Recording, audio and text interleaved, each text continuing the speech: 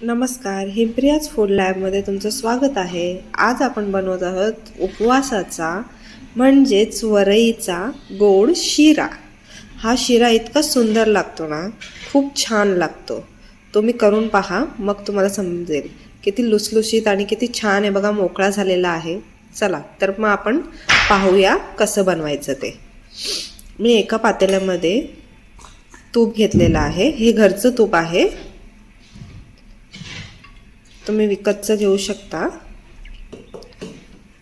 तूप गरम झालं की मी एकीकडे वरई म्हणजेच भगर, कोणी कोणी वरई म्हणतं, कोणी भगर म्हणतं, कोणी वरी म्हणतं, तर ती मी साफ करून धुवून घेतलेली आहे. आणि मग त्या तुपामध्ये मी तूप गरम झालं की त्यात मी ती टाकलेली आहे, तुम्ही पाहू शकता. आता मी ती हळूहळू परतून घेणार आहे. आपल्याला ती थोडीशी गोल्डन ब्राऊन कलरची झाली ना, खूप ब्राऊन नाही, गोल्डन असा पिंकिश कलर आलं ना की आपण ती तोपर्यंत भाजून घ्यायची आहे.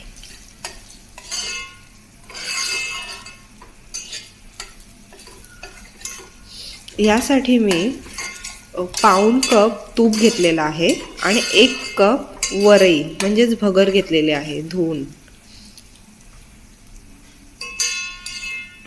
अशीच हळूहळू आपण परतत घ्यायची तिला. एकीकडे मी एक केळा आहे मोठा आपला जो असतो तो केळं मी स्मॅश करून ठेवलेला आहे. आता तुम्ही पाहू शकता आपला भगर जी आहे ती मस्त बदामी कलर झालेला आहे बघा, तुम्ही पाहू शकता. या स्टेजपर्यंत आपण तिला चांगली भाजून घ्यायची. अशी भाजली गेली की त्यानंतर आपण त्यात स्मॅश केलेला जो केळा होता तो त्यामध्ये घालूया आपण. हा 1 केळा आहे स्मॅश केलेला. चांगलं परतून घ्यायचं आहे. जो आपण केळा टाकला ना त्याला 4 ते 5 मिनटं आपण चांगलं परतून घेतलं की केळाही चांगलं मस्त शिजतं, त्याला एक चांगला फ्लेवर येतो. अशा पद्धतीने आपण चांगला भाजून घ्यायचं आहे. जितकं चांगलं आपण तुम्ही भाजतील ना भगर, तितकी चांगली तुमचा शिरा लागेल, तितकंच चांगलं टेस्टी मस्त आणि लुसलुशीत असं शिरा होतो.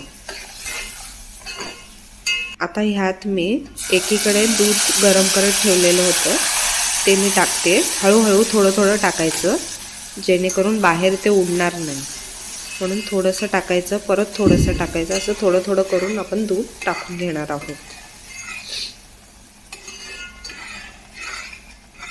मी इथे 1 कप भगरीसाठी 3 कप दूध घेतलेलं आहे.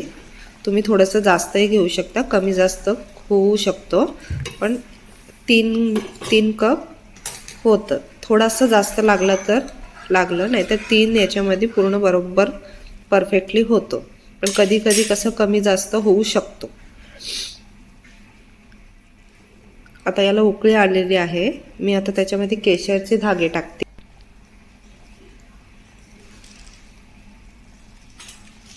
केशर टाकून झाल्यानंतर मी थोडंसं परतून अजून थोडीशी उकळी आली की त्याला झाकण देऊन शिजून घेणार आहे.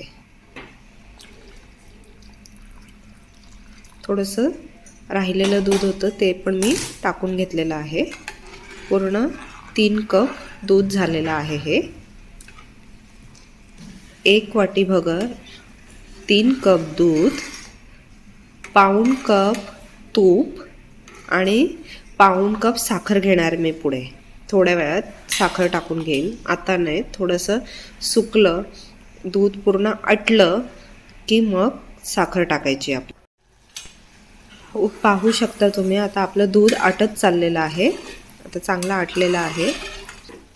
माझ्या मुलांना काजू बदाम असं टाकलं ना खिरेमध्ये, शिऱ्यामध्ये, तर ते खात नाही, म्हणून मी टाकत नाही. तुम्ही टाकू शकता ह्या टायमाला. अर्धा चमचा इथे म्हणजेच 1 TSP वेलची पावडर मी घेतलेली आहे इथे. पाऊण कप साखर. चांगला आता मिक्स करून घेऊया आपण. आणि त्यानंतर झाकण ठेवून एक वाफ काढून घेऊया. जर तुम्हाला साखर थोडी जास्त हवी असेल, जास्त गोड हवा असेल, तर तुम्ही 1 कप साखरसुद्धा घेऊ शकता. मी जास्त गोड नाही बनवत आहे. तुम्ही जर जास्त गोड खात असतील तर तुम्ही पूर्ण 1 कप साखर घेऊ शकता. आता एक वाफ काढून झालेली आहे. तुम्ही पाहू शकता साखर आपली वितळलेली आहे. परत आपण परत एकदा एक वाफ काढून घेऊया, जेणेकरून पूर्ण आपला जो भगरीचा शिरा आहे, वरईचा शिरा, तो मोकळा होईल आणि खूप छान होईल आणि सुंदर टेक्स्चर येईल त्याचा. बघा तुम्ही जेव्हा आपण सर्व करू ना तेव्हा तुम्ही पाहू शकते किती छान होतं आणि टेस्टी पण लागतो. आता आपला शिरा तयार झालेला आहे. आता आपण मस्तपैकी प्लेटिंग करून घेऊया. आणि जर तुम्हाला माझी रेसिपी आवडली असेल तर प्लीज लाईक करा, शेअर करा आणि कमेंट करायला विसरू नका. आणि सबस्क्राईबसुद्धा करा. आणि माझी रेसिपी पूर्ण पाहण्यासाठी थँक्यू. तुम्ही पहा किती लुसलुशीत झालेला आहे ना शिरा, किती छान दिसतोय, टेम्पटिंग. आता मी काजू बदाम इथे टाकलेले नव्हते. आता काजू बदामांची पूर्ण गार्निश करून घे.